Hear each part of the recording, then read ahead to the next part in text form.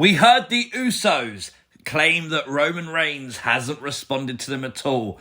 In what was, to be fair, a really old school Uso-like promo, we then had Paul Heyman tell the Usos they had to win tonight, while the double meaning with Solo Sikoa, those possible teases of Solo attacking the Usos, was laid out again. And then, of course, the main event was the WrestleMania rematch, KO and Sami versus the Usos. During the match, you once again saw Paul Heyman tell Solo Sikoa tonight is the night, and you know those orders came from Roman Reigns. You saw the phone call, WWE laying layer after layer on the story. Solo would come out, but before he could do anything, Matt Riddle would intervene, taking Solo away. During that, we then have the tag team titles retained by Kevin Owens and Sami Zayn. The Usos lost on their own. But now, was Solo meant to help the Usos or screw the Usos? I don't know. This is things you might have missed from Friday Night Smackdown and Night 1 of the Draft. If you haven't already, hit the like button and of course subscribe to the channel if you're new. It was Triple H who kicked off the WWE Draft, delivering the first round, the first overall pick, the Bloodline, Roman and Solo. No big surprise there. First pick for Raw, Cody Rhodes. Not a surprise, but I tell you what, if you was hoping Roman and Cody would be on the same brand, it's not happening. It was the first surprise of the night as Bianca Belair, the Raw Women's Champion, was drafted along to SmackDown. Obviously, she could lose the championship to Io Sky at Backlash. But of course, she did have a real response video where she actually mentioned being SmackDown Women's Champion. So it's more likely they're just going to swap the belts. Raw would then draft Becky Lynch. We'd then get RVD and Michael Hayes to announce round 2 of the draft. This was really cool. Using legends to do like the announcing, I thought was just a really nice touch. The Street Profits were together, drafted to SmackDown. Really, really cool. We thought they might split them. Imperium to Monday Night Raw. Gunther takes the IC belt to the Red Brand. The Rated R Superstar Edge to SmackDown. Are we going to see Edge and Roman again? And then Matt Riddle to Monday Night Raw. I love the fact, by the way, that they made RVD announce Riddle.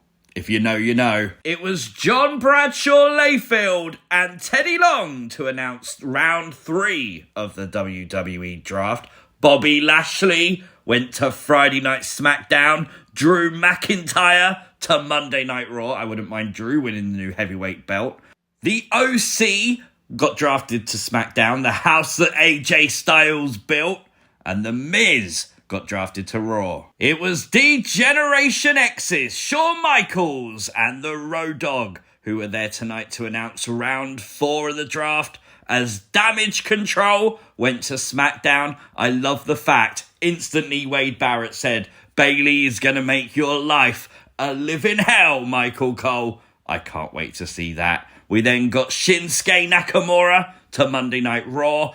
Isla Dawn and Alba Fire, the NXT Women's Tag Champs, to Friday Night SmackDown. And Indi Hartwell, the NXT Women's Champion, to Monday Night Raw. Now, WWE, I'm happy about this, as long as you keep Dexter on Raw. Please, how? You cannot do this to me again. Index must be a thing. We now know the WWE World Heavyweight Championship is guaranteed to be a part of Monday Night Raw. Not a shock. But if you also want to know everyone else who's drafted from tonight's pool of superstars, you got to watch the SmackDown Lowdown on Peacock on the WWE Network tomorrow. The OC is back together on TV. Obviously, we saw them drafted to SmackDown. Great to see AJ Styles back. There was rumours he was backstage. They were true. They was confronted tonight by the Viking Raiders with Valhalla. Honestly, really well worked because AJ sat in the corner while the OC did the beatdown, which made you think AJ wasn't medically cleared. But it was still cool to see the OC together again. And before you knew it, before they went, AJ came back, delivered the forearm. AJ's healthy. AJ Styles is back. Very, very exciting. Liv Morgan has a brand new Mattel WWE figure coming out. This is available for pre-order now on Ringside Collectibles. Looks very cool. Liv and Raquel, if you didn't know, are the WWE Women's Tag Team Champions, who will be included on Monday's draft pool. So watch Monday Night Raw to see where they end up. You may have seen on social media this week that WWE has been right here in the UK doing tour of Birmingham, Manchester and Belfast. Huge sold out shows. Really, really cool. I've been tagged in a lot of photos and videos of people being in attendance. I hope you all had a great time. Thanks for all the tags. Really cool to see the stuff that you don't normally see on TV. Shotzi's new theme song, I Am a Psycho. It's like it's talking to me. It is literally out right now on YouTube, Spotify, iTunes, wherever you get your music from. Very, very cool. The Street Profits, after being drafted, came out unexpectedly. If you look at SmackDown plans, this was not in it for a triangle tag team match. Interestingly, with 3 people in the ring. That's exactly what these matches should be. Please do this more going forward, WWE. There was the spot where Braun went to throw Ricochet over the top rope onto the opponents. Ricochet crossed his heart. I loved that. That was a nice little nod to last week. Obviously this week, as they pointed out, was very successful. Well done, Mr. Braun Strowman. Although we got to cut him some slack. Last week, apparently, Braun did suffer a concussion. So, fair play. It was the Street Profits who were successful tonight. Not a real shock as they'd just been drafted to SmackDown, but interesting to see what they do now. LA Knight was successful tonight in his match against Butch, but we need to talk about the reactions, man. The crowd loudly chanting LA Knight's name. Like, let's be honest, Butch is not an unpopular babyface. He's well-liked. People like Pete Dunne, do you know what I mean? But the fact they were cheering for LA Knight throughout the match, WWE's got to listen to this. LA Knight right now is a megastar. What the hell would he be if you turn him into a babyface? And the crowd are getting behind the yeah chants. There is so much potential here. Hopefully after the draft, we see LA Knight blossom. Bad Bunny will be on SmackDown next week, live from Puerto Rico. Of course, it's the night before Backlash.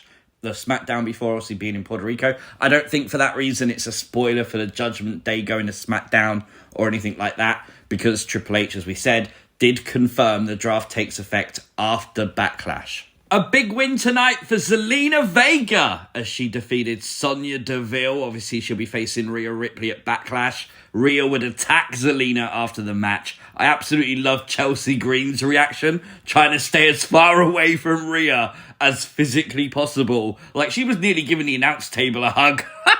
But of course, it was a riptide to Zelina, countered by Zelina with a DDT.